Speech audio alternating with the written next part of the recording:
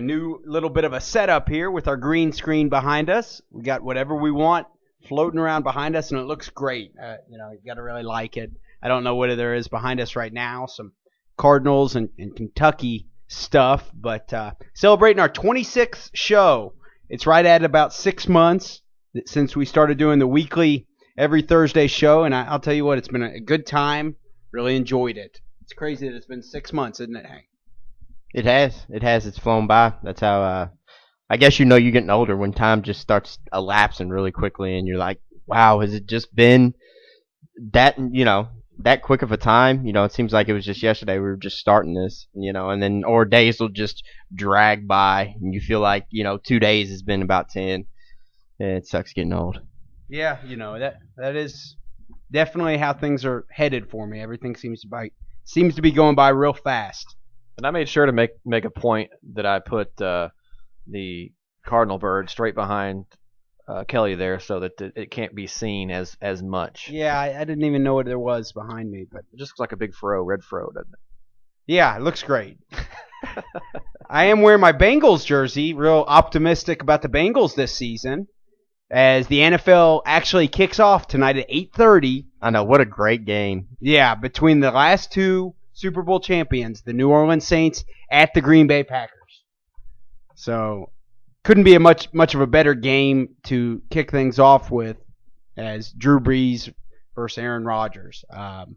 And on a local note, Randall Cobb will be, I don't know, the third or fourth option as far as the wide receiver depth goes for Green Bay. So, also and this is just off the top of my head, the defensive secondary for New Orleans. The cornerback out of Louisville was drafted there.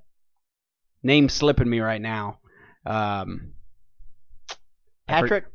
Yep, Johnny Patrick. Johnny Patrick? Yep. So good deal. And an interesting fact, this will make you feel a little bit older. Just heard this today, actually coming in. Randall Cobb, if he catches whatever play he makes, he will officially be the first NFL player to be born in the 90s. To play an NFL snap. So wow, that is pretty amazing, right? That is wild. Yeah, because he was young all round. He graduated, of course, left early, but came into college young. Played as a true freshman. Yeah, and was only 17 coming into college. Wow. So in the 90s, that's wild. Yeah, that is crazy. One of the things for the Louisville football team, well, we got a little bit of talking about some ugly football we got to see last week, huh? Yeah, it was like pulling teeth, and just because they were, I don't think it would have been as bad because you would have broken it up, but I don't know how UK fans perceived it. I don't know if they, a true UK fan doesn't watch UofL at all. But I think because for me personally, the excitement was done after kind of the UofL game. It was like, okay, I'm gonna sit here and watch Kentucky, and then it was like torture. The second half of the UofL game was so bad, and then Kentucky. I mean, they just couldn't put any points on the board. Now I have heard from some national people they are giving the defense a lot of praise, and things. Some people outside of the state think that they can somewhat compete in the SEC, but it's just not fun football to watch. I'm just not that guy. I like points. I like first downs. Things kind of moving along. I don't really care for smash mouth football. You ask everybody in the state to sit down. It's a basketball state, not a football state. Ask them to sit down and give football an honest shot, and that's what they get. That's not going to really help the momentum for the football in the state so much when you have to sit and watch that. Yeah, definitely not. Nonetheless, they both won. Yeah, as long as you get the victories, and progress the season, you'll hear any coach say, it's a marathon, not a sprint. It's all about how you finish, not how you start. So hopefully there's a lot of kinks to work out. But for Kentucky, hopefully they can establish a running game because it does not look like they're really going to be able to put any points on the board passing the ball. The past couple years.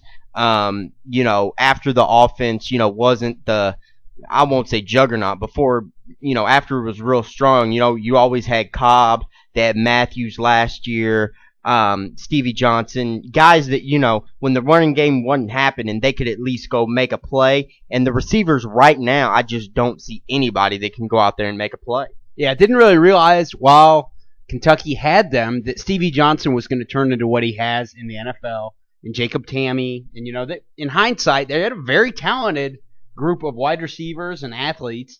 Another thing is the offensive line had so much praise coming into this season after the first week, and I know it's tough to judge a team after the just one game, the opening game, but offensive line didn't look that good. Makes you wonder, was it the offensive line last year that was that good, or did it really help to have Randall Cobb involved in the offense, and did that make the offensive line look good?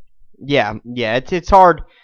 It's hard to tell. I'm one of those people. I wasn't a football player, so I don't really know how the game flows at a major level. But I'm kind of one of those believers that it takes the whole unit to make things look good. And I think if Kentucky was able to establish some things, they could kind of get a rhythm going. I think in football, rhythm is very important on offense. And maybe if Kentucky can develop that rhythm, it'll help everybody along.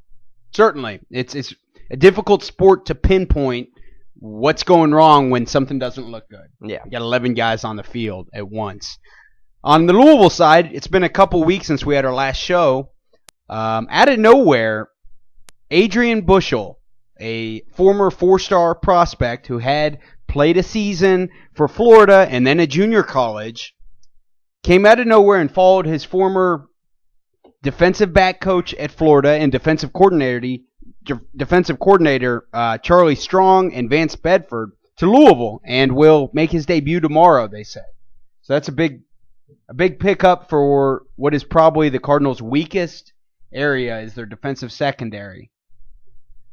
Get to look forward. You said the one guy for Florida International is a long shot. Yeah, long shot Heisman candidate. I want to say put up almost 200 yards on the school from Texas that they played first game.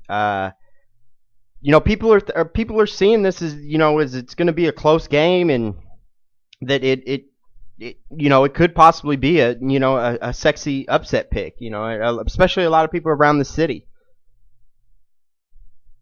The Dariet Perry rushed for 839 yards. That's him, T.Y. Hilton. T.Y. Hilton, okay. Yeah, he's kind of I think they list him as a receiver, but they put him in the slot. Basically any place to get him in space. I heard a reporter from Miami talking. Just if you can get him, they say they try to get him 6 times in space every game, and they say if you get him 6 times in space, he's guaranteed to give you 150 yards. 5'10", 183. Last week when they played against North Texas, he had 283 all-purpose yards and 1 touchdown, including a 62-yard kick return to start the game. Yeah. So, like you said, it sounds like he's just an all-around type player. Yeah, let's go ahead and go to a quick break, and we're going to reorganize ourselves here as one of the other hosts just showed up. And we're going to come back with a UofL and UK football preview, but we'll be right back with the KentuckySports.co radio show.